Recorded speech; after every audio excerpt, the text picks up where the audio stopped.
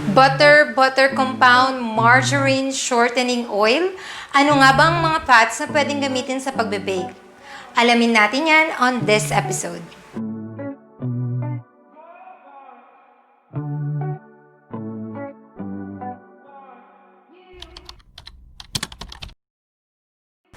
Hi guys! Welcome back dito sa Modern Nanay. At para sa episode na ito, pag-uusapan nga natin yung fats na ginagamit sa baking. So ano nga ba yung mga fats na kadalasan na naririnig nyo or nababasa nyo sa mga recipe? These are some of them. So umpisa na natin. I have here yung ating butter, yung ating butter compound, margarine, shortening, and oil. So, yung fats kasi, nililimit nito yung production ng gluten doon sa inyong mga baked goods. So, bakit, Nay, di ba gusto nga natin na mag-produce ng gluten yung ating baked goods?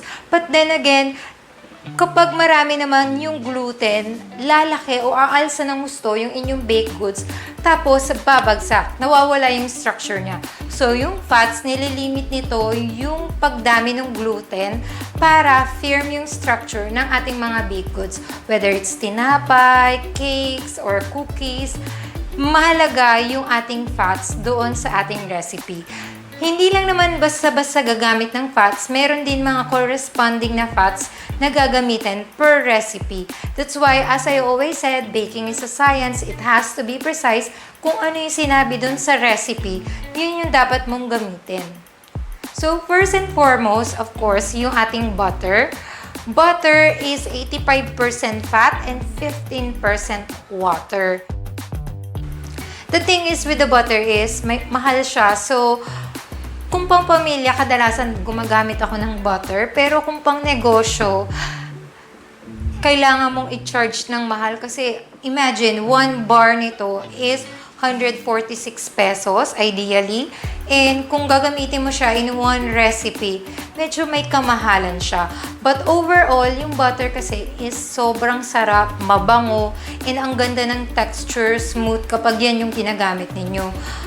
But the con is, or yung problema pagdating sa butter is, alam niyo naman dito sa Pilipinas, medyo mainit, kaya madaling matunaw yung mga butter. So, kapag kunwari mga buttercream, kapag pure butter yung ginamit mo, is madali siyang matunaw or mawala yung kanyang pagkakapay. But overall, sobrang sarap kapag butter. Kahit nga spread mo lang to sa tinapay, sobrang sarap na eh. So, when it comes to choosing talaga, winner pa rin talaga, butter tayo. Next is ito. Skip muna natin itong butter compound. Dito tayo sa margarine. Yung margarine or margarine sa Tagalog, kapag mga, syempre Pilipino, margarine. Pero pag foreign, margarine. So, yung margarine or margarine is 80% fat, 20% water. This is derived from hydrogenated vegetable oil. Ayan, nabubulol na naman.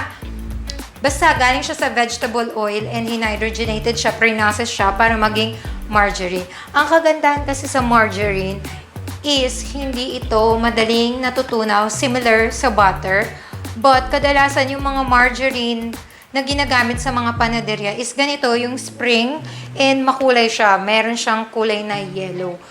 Meron naman mga margarine na nabibili sa mga grocery, yung parang naka-bar, katulad ng mga Baker's Best, ganyan. Yun naman is medyo may similarity siya sa butter. Kasi ang kagandahan naman sa margarine is mura. Kaya ito pinipili ng iba kasi mas mura to kumpara dun sa butter. Tapos, ito is hindi madaling matunaw.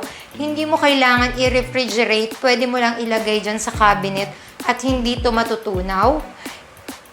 Pagdating naman sa heat na kailangan nito is mid-range. Etong butter is madali siyang matunaw. Kapag nainitan to, madaling matunaw at masunog. But margarine is halfway. Hindi siya madaling matunaw at hindi mang aamoy sunog.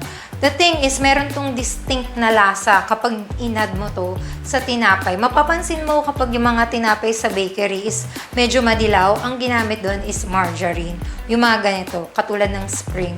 Ito is imagine, 1 liter is around 105 pesos lang. So, kumpara mo sa butter, talagang mas mura to. Now, balik tayo dito sa gitna, which is yung butter compound. Yung mga nakikita nyo na murang butter sa mga grocery, sa mga supermarket, around 56, 49, 55, yung mga ganyan, hindi yun butter, yun ay butter compound.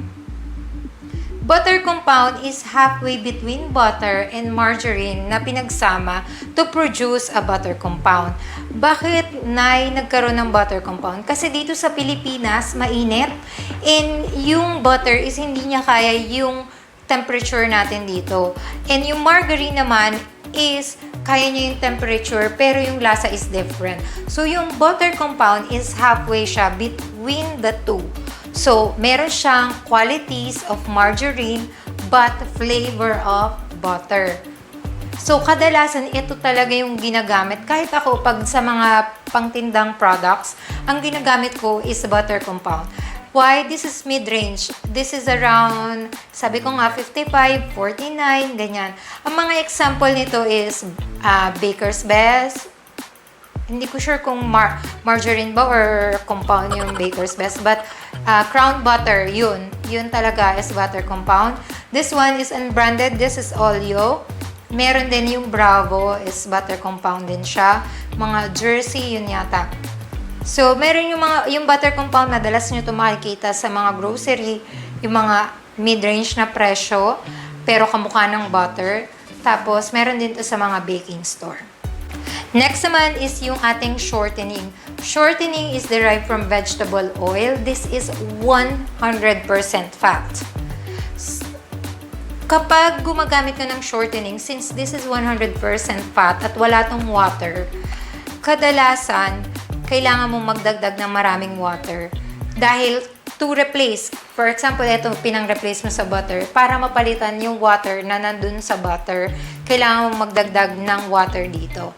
Kagandahan sa shortening, this is hindi siya madaling matunaw and kaya nito ng mainit na temperature. Ito din, ginagamit din to sa mga bakery, sa mga baked goods, pang-grease ng pan, maganda to. Kasi nga, hindi siya madaling matunaw at hindi din siya nangangamoy sunog. And napaka-neutral ng flavor nito dahil walang lasa to. Kahit anong, hindi niya mapapalitan yung lasa ng butter kasi wala nga lasa to. Clear fats lang to.